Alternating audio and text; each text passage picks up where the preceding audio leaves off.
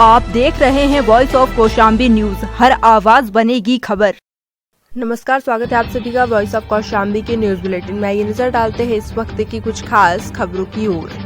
महाराष्ट्र के स्वास्थ्य मंत्री राजेश टोपे ने पुणे की कोविड-19 रिव्यू मीटिंग के बाद कहा कि सभी निजी अस्पतालों में कोविड-19 इलाज के बिलों का ऑडिट किया जाएगा। टोपे ने कहा कि अब तक सिर्फ 1.5 लाख से अधिक के बिलों का ऑडिट किया जाता था। बकौल टोपे प्रत्येक अस्पताल में एक ऑडिटर नियुक्त किया जाएगा।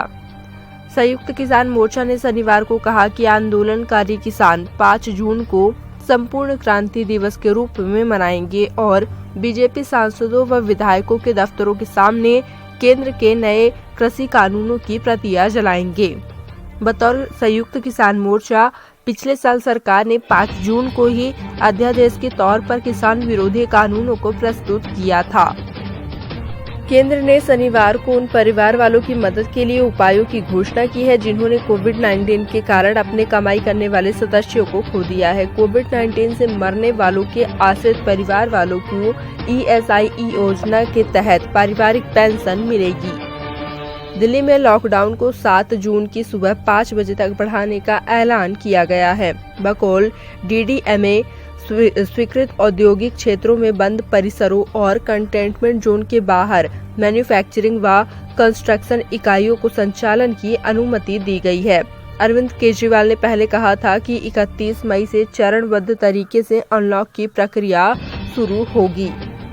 एंटीगा और बारबुडा की विपक्षी पार्टियों में से एक यूनाइटेड प्रोग्रेसिव पार्टी ने शनिवार को प्रधानमंत्री ग्रेशन ब्राउन से भगोड़े कारोबारी व PNB घोटाले के आरोपी मेहुल चोकसी के साथ एंटीगा नागरिक की तरह व्यवहार करने को कहा है। ब्राउन के डोमिनिकन सरकार से चोकसी को भारत वापस भेजने की बात कहने के बाद विपक्षी की यह प्रतिक्रिया आई है। पुलिस ने कहा है कि छत्तीसगढ़ के गौरेला पेंड्रा मरवाही जिले में मवेशी चोरी की शक में ग्रामीणों ने एक शख्स की पीट कर हत्या कर दी, जबकि घटना में अन्य 5 लोग घायल हुए हैं।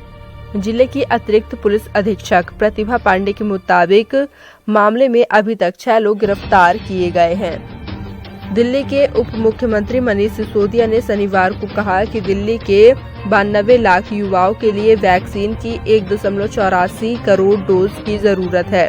सिसोदिया ने ट्वीट किया, केंद्र सरकार ने हमें सूचित किया है कि दिल्ली को 10 जून से पहले वैक्सीन नहीं मिलेगी, जिसके कारण हमें युवाओं के सारे टीकाकरण केंद्रों को मजबूरन बंद करना पड़ रहा है।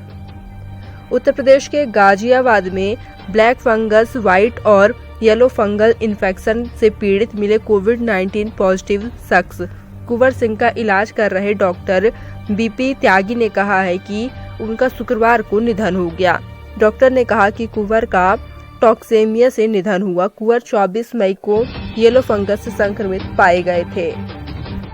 विदेश मंत्री S जयशंकर ने कांग्रेस सांसद राहुल गांधी द्वारा की गई कोविड-19 वैक्सीन की कूटनीति की आलोचना पर पूछे गए सवाल का जवाब देने से इनकार करते हुए कहा, मैं यहां अमेरिकी यात्रा पर चर्चा के लिए हूं। उन्होंने कहा, हम जिस पर चर्चा कर रहे हैं वह गंभीर विषय है। मैं यहां राजनीतिक वाद विवाद के आदान प्रदान के लिए नहीं हूं। फिलहाल के लिए इतना ही। देश दुनिया की बड़ी खबरों के लिए बने रहें हमारे साथ, देखते रहें वॉइस ऑफ कौशाम्बी न्यूज।